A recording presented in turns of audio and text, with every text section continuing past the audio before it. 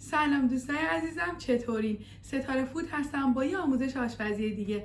امروز قراره یه غذای ایرانی اصیل بهتون آموزش بدم که اصالتش برمیگرده به گیلان. به خاطر آلویی که داخل این غذا ما استفاده میکنیم فیبر و آهن بالایی داره، برای تقویت سیستم گوارش عالی هستش. یه غذای مجلسی محسوب میشه، یه غذای شیرین هم البته هستش به خاطر پیازی که ما داخل این غذا استفاده میکنیم و یه مقدار بیشتر از حد معمول نسبت به غذاهای دیگه. این غذا رو ما با مرغ درست میکنیم و دیگه فکر کنم همینا بود که نیاز بود قبلش بهتون بگم.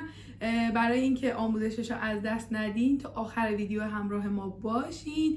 اگر تا الان کانالمون رو سابسکرایب نکردید لطفا سابسکرایب کنید، زنگوله رو فشار بدید چون کلی آموزش‌های متنوع و عالی داریم. برای شروع ما این غذا هم با برنج سرو میشه هم با نون و خیلی هم آسون و خوشمزه است و یه غذاییه که آبدار نیستش. درسته که بهش آب جوش اضافه میکنیم ولی جزو غذای آبدار نیست و چیزایی که براش نیاز داریم، یادم رفت مواد مورد نیازش رو بگم، رب گوجه نیاز داریم، قیسی، آلو بخارا، آلو جنگلی نیاز داریم که یه رب قبل خیسش میکنیم، ادویه، عصاره مرغ، زردچوبه، فلفل و نمک هستش. من کمی زعفران استفاده میکنم، نباشه ایرادی نداره. میتونید از مرغ کبابی یا مرغای تکه شده استفاده کنید. ما به خاطر اینکه حالا خیلی مرغ با استخوان دوست نداریم، مرغ فیله رو من حالت کبابی درست میکنم. فرقی نمیکنه که اینطور باشه یا حالا مرغ تیکه‌ای. پیاز میخوایم به مقدار بیشتر، 2 تا 3 تا پیاز درشت نیاز داریم و همینا. روغن و آب جوش هم به مقدار لازم. ما ابتدا میایم پیازمون رو خلالی خورد میکنیم. سعی کنید خیلی درشت خوردش نکنید. من خلالی خوردش میکنم، نازک. مامانم به این غذا، یعنی فقط نه مامانم، گیلانیا به این غذا خورش پیاز هم میگم به خاطر مصرف بیش از حد پیاز داخل این غذا. چون هر چقدر مقدار پیازی که استفاده میکنید بیشتر باشه خیلی خوشمزه تر میشه. من اوایل فکر میکردم اسمش خورشت پیازه، یه جوری خب خورشت پیاز یعنی چی، ولی بعدش فهمیدم که نه، این غذا اسمش آلو مسما هستش که به خورشت آلو پیاز هم معروفه دیگه، به خاطر اینکه پیاز زیادی استفاده میشه.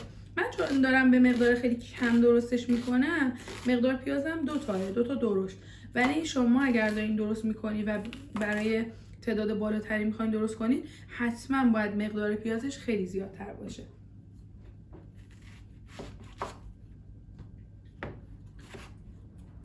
جزو غذای شیرین هم هستش دیگه. اگه کسایی هستن که غذای شیرین دوست ندارن، پس بهتون پیشنهاد نمی کنم که این غذا رو بخورید، ولی شیرینیش جوری نیستش که دلو بزنه.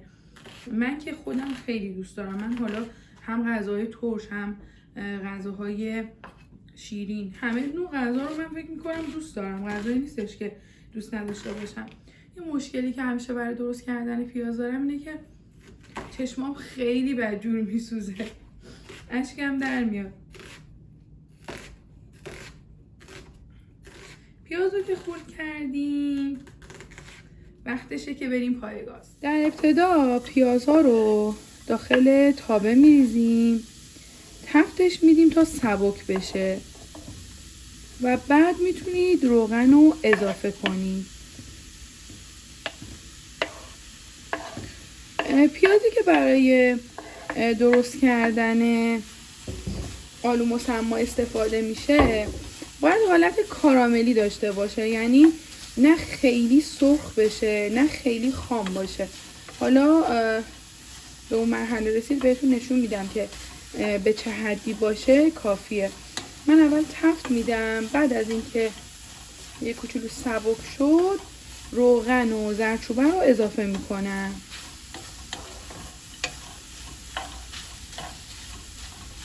اگه میخوایی زعفرانتون خیلی خوب رنگش آزاد بشه کافیه چند حبه یخ داخل ظرفتون بریزید، به مقدار نیازتون روش زعفران آسیاب شده بپاشید و بذارید که یخ آب بشه.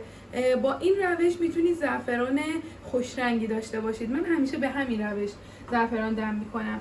شما هم روشتون رو برام داخل کامنت بنویسید، استفاده میکنم. به پیاز زردچوبه اضافه کردم، روغنم اضافه کردم که سرخ بشه، برنجمونم گذاشتم که آبکش کنم. پیاز که به این مرحله رسید زمان اضافه کردن مرغه، ولی اگه قراره از تیکه‌های درشتر مرغ استفاده کنید حتما قبلش مرغ رو سرخ کنید و بعد اضافه کنید. من مرغ رو با پیاز تفت میدم تا از حالت خامی در بیاد. اینجوری خب خیلی راحت تره، هم زمان کمتری میبره چون مرغ کاملا فیله است و خیلی سریعتر حاضر میشه. ولی اگر مرغ با استخون باشه یکم مدت زمان بیشتری بهش باید زمان بدید تا کاملا حاضر بشه غذاتون. تفتش میدم. تو این مرحله ادویه هم میتونید اضافه کنید، زردچوبه، فلفل، نمک، عصاره مرغ یا ادویه کاری میتونید به مرغتون اضافه کنید. مرغ که تفت داده شد زمان اضافه کردن رب گوجه است. ربم تفت بدید تا از حالت خامی در بیاد. مقدار پیاز باید خیلی بیشتر باشه. الان مقدار مرغ من خیلی بیشتر از پیازه، ولی این غذا جوریه که باید پیاز رو خیلی بیشتر بریزید. رب گوجه هم که تفت دادید و از حالت خامی در اومد میتونید آلوها رو اضافه کنید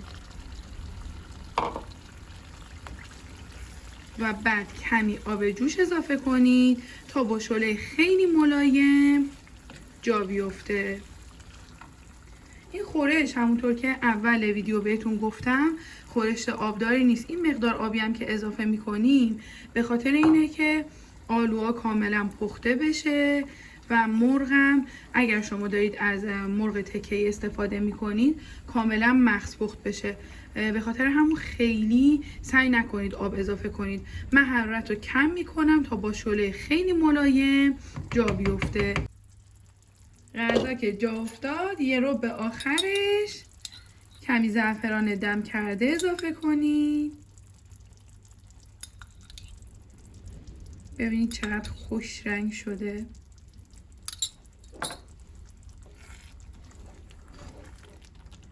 بهش یکم زمان میدم و بعد از رو حرارت برش میدارم.